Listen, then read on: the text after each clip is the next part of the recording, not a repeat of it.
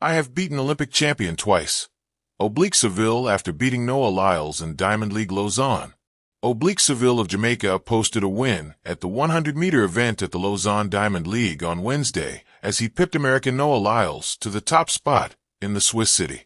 Seville produced an effort of 9.87 seconds at the Stade Olympique de La Pontaise, as Lyles came in second with a time of 10.02 seconds.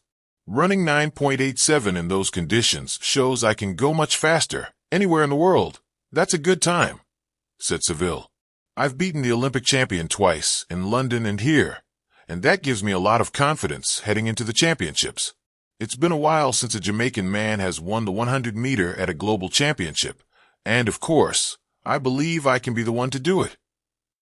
Seville, who won a world bronze as part of the Jamaican 4x100-meter relay squad in Budapest in 2023, was afforded the lead by Lyles' slow reaction to the gun as the American was left to rue his start, in a repeat of last month's London Diamond League. That was the only thing wrong, Lyles said, discussing his slow start to the race. Technically, I felt good. My warm-up was good.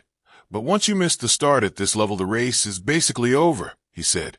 Physically, I feel great, and I am confident every race will get better and better. The goal is to sharpen the details, especially my dry phase and my start, heading to Tokyo and the World Championships, he added. Howie shocks Wanyonyi. Kenya's Olympic 800m champion Emmanuel Wanyonyi faced a setback as American Josh Howie clinched victory in the 800m event. Howie, the reigning world indoor champion, maintained his lead down the home straight, finishing in 1 minute and 42.82 seconds. I wanted to get out hard, let the leaders take the reign, and then make my move with 100 to go, Howie commented. It felt like being a kid again, playing in the rain. I've never raced in anything like this before. It reminded me of cross-country growing up, where it comes down to being the toughest and the most patient.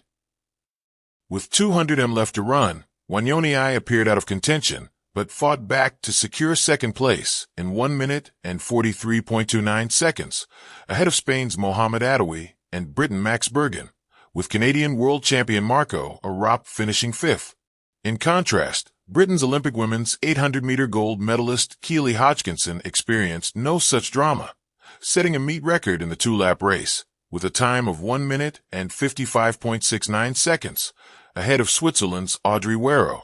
When the pace goes like that, you just forget about everyone else, Hodgkinson said. She returned to the track last week in Silesia after being sidelined for 12 months with hamstring problems, following her win at the Paris Games. And it paid off with a solid performance. I couldn't have asked for a better start this season. Cordell Tinch continued his impressive season by clocking 12.98 seconds in the men's 110-meter hurdles. I felt great through the warm-up. This is my kind of weather. This result feels great, Tinch said. I have beaten Olympic champion twice, Oblique Seville after beating Noah Lyles in Diamond League Lausanne. The stadium lights blazed like 100 suns as the sprinters lined up on the track. In lane 4, Oblique Seville crouched into position, his breath steady, his heart a rhythmic drumbeat in his chest. The atmosphere buzzed with tension, an electric hum of anticipation that could only belong to an elite event like the Diamond League in Lausanne. Opposite him in lane 5 stood Noah Lyles, Olympic champion, global superstar, and one of the fastest men to ever touch the track. For many watching, this race was another coronation for Lyles. For Seville, it was something more, a declaration. The starter's pistol cracked, and the sprinters launched forward like arrows from taut strings. This was not a surprise. It wasn't luck, nor a fluke. And it certainly wasn't a mistake. When Oblique Seville crossed the finish line ahead of Lyles, arms spread like wings in triumph, it was the second time he had done so. The scoreboard confirmed it.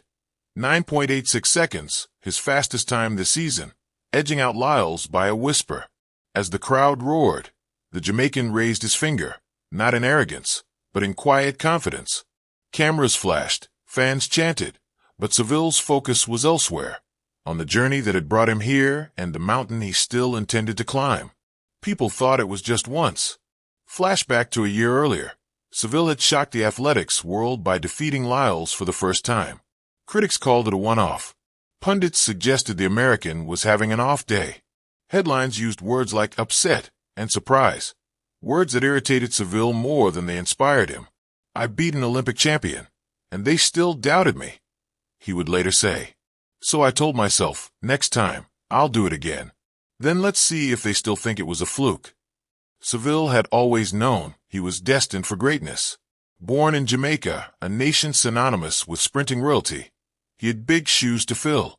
The shadow of Usain Bolt loomed large over every young sprinter. But Seville didn't want to be the next Bolt. He wanted to be the first Seville, building fire in silence. He trained in silence. While Lyles headlined meets and dominated headlines, Seville was grinding under the Caribbean sun. Drills, sprints, weights, and recovery. Every race was a building block. Every defeat was a lesson. Every win, a whisper of what he was capable of. His coaches noticed a shift in him in early 2025. He wasn't just running fast, he was running smart. He wasn't just reacting to competition, he was dictating it. He's matured, said Coach Glenn Mills. He understands the race now. He doesn't chase people. He sets the tone. And Lausanne was where it all came together. The race of statements. Before the meet, Lyles had smiled with his usual charm during interviews. Seville is a good kid, but I'm ready. Seville, on the other hand, was calm, almost subdued. I've done it before. I know what it takes. They were the two best sprinters in the field, and everyone knew it. The Lausanne crowd could feel it. The track seemed to tremble with possibility. When the gun went off, it was Seville who exploded with a flawless drive phase. Lyles, ever the closer, started to claw back. For a moment, it looked like the American might edge ahead in the final 20 meters. But Seville dug in. Every step screamed with power and purpose. The finish line came, and with it, history. I have beaten Olympic champion twice. After the race, a reporter asked Seville if this win meant more than the first. He didn't hesitate. Yes, he said, because now, no one can say it was luck. I've beaten the Olympic champion twice. You can't ignore me anymore. He wasn't boastful, just honest. These were not the words of a man seeking attention, but of one demanding recognition. Recognition he had earned.